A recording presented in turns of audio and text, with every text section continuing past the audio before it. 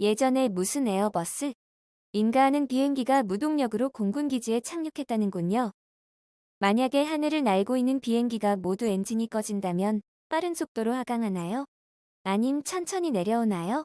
그리고 무동력으로 하늘을 날 수 있는 최대 시간도 예전부터 궁금했는데 답변 부탁드립니다. 안녕하세요. 지식틀지기입니다. 먼저 답변 드리기 전 이미지 저작권상 화면과 음성이 고르지 않은 점 양해 바랍니다. 영상을 끝까지 시청해주시고 좋아요 한 번씩 눌러주세요. 영상을 만드는 사람에게 큰 힘이 됩니다. 답변 드리겠습니다.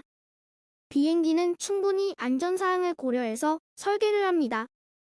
4개의 엔진을 장착한 747이나 340은 4개 중 1개가 고장나도 정상적인 노멀 상태이고 여지껏 3개가 꺼진 적이 있었지 모두 다 꺼진 사례는 없었습니다. 엔진 1개로 날 수 있게 설계합니다. 쌍발기 엔진의 경우 1개가 꺼져도 마찬가지로 1개로 날 수 있습니다. 만약 엔진 2개가 다 꺼진다? 그럼 1단 자가 발전기인 APU로 돌려서 전력과 공기압을 엔진에 공급해서 재시동 걸게 되는데 잘 안 될 경우에는 동체 아래에 RAM 에어 터빈이라는 작은 풍력 발전기가 있습니다. 바람개비와 비슷하게 생긴 것인데 비행 중에 작동시키면 동체 밑에서 바람개비처럼 돌면서 전력을 공급 엔진을 재시동시킬 수 있는 요건을 만듭니다. 그래도 안 된다? 이럴 경우에는 최소한의 속도와 받음각을 유지하면 무동력 활공 비행을 합니다. 2000년인가요? 질문하신 글처럼 캐나다의 에어 트랜사기라는 차터 전문 회사가 토론토를 출발 포르투갈을 가다가 대서양 상공에서 엔진이 모두 고장나는 바람에 인근 미공군 대서양 기지에 비상 착륙했습니다.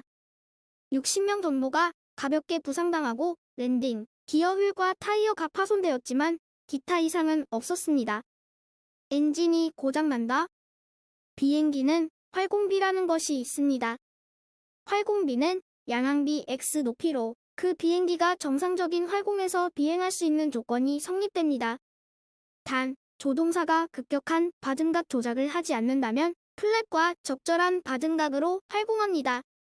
양항비라는 것은 양력계수를 항력계수로 나눈 것을 말하는데 양력계수란 비행기를 떠오려는 힘을 말하고 항력계수는 비행기의 저항, 항력 요소를 말합니다. 예로 1000m 고도에서 양항비가 21대 비행기 활공거리는 1000x 22,000m, 2000m로 무동력 비행기 가능합니다. 각각의 비행기마다 다르지만 날개가 짧은 전투기는 활공 능력이 많이 부족합니다. 그렇다고 엔진 모두 꺼진다고 종이짝처럼 떨어지지 않습니다.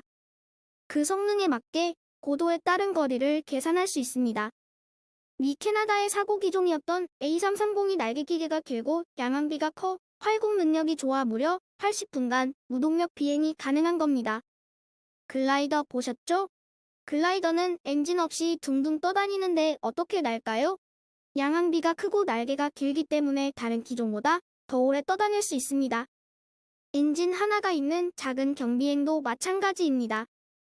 날개는 작은 경비행이지만 활공 능력이 있기 때문에 무동력 착륙 훈련만 제대로 밟으면 글라이더처럼 활공에 착륙할 수 있습니다. 자동차는 망가지면 길에 세울 수 있지만 비행기는 세울 수 없기 때문에 안전 설계가 3, 4배 더 높게 만들고 고장 날개에 대한 백업 시스템이 2, 3중으로 제작됩니다. 조종사가 미쳐서 다이빙 하드키 강화하지 않는 이상 엔진 모두 꺼져도 이상 없습니다. 그런데 민간 여객기의 성능 발달은 항공역학적인 것이 아니라 엔진 성능에 따라 엄청나게 발전되었습니다.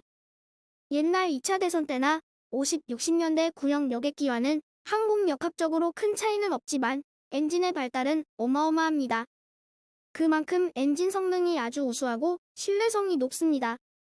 따라서 정비를 제대로 하지 않은 이상 공중에서 모두 꺼질 염려도 없습니다. 그리고 이톱스라는 것이 있는데 쌍발 엔진은 태평양이나 대서양을 건널 수 없습니다. 요즘은 767, 777, 330 같은 새들이 태평양 건너다닙니다. 그건 그만큼 엔진의 성능이 우수하고 신뢰성이 높기 때문이죠. 또한 엔진 모두 고장날 것에 대비 비행 구간 120분 내에 착륙할 수 있는 비행장이 있어야 하는 조건도 붙기 때문에 모두 고장나도 바다에 떨어지지 않고 에어 트랜사처럼 비상 착륙이 가능했던 겁니다. 얘기가 좀 겉도는데 비행기의 최대 활공 시간은 고도가 높을수록 장거리 활공 능력이 우수합니다. 이건 역시 수학적 공식으로 증명할 수 있습니다. 에고, 여기에 수학적 표시가 안 되어서 유감인데 고도가 높을수록 채공 시간은 더 길겠죠? 이 같은 정찰기는 날개가 무직인 고고도 정찰기입니다. 이런 비행기는 일단 엔진의 힘으로 고고도까지 올라간 다음에 엔진을 꺼버립니다. 그럼 둥둥 떠다니겠죠. 둥둥 떠다니면서 고고도 정찰 활동을 하다 고도가 떨어진다?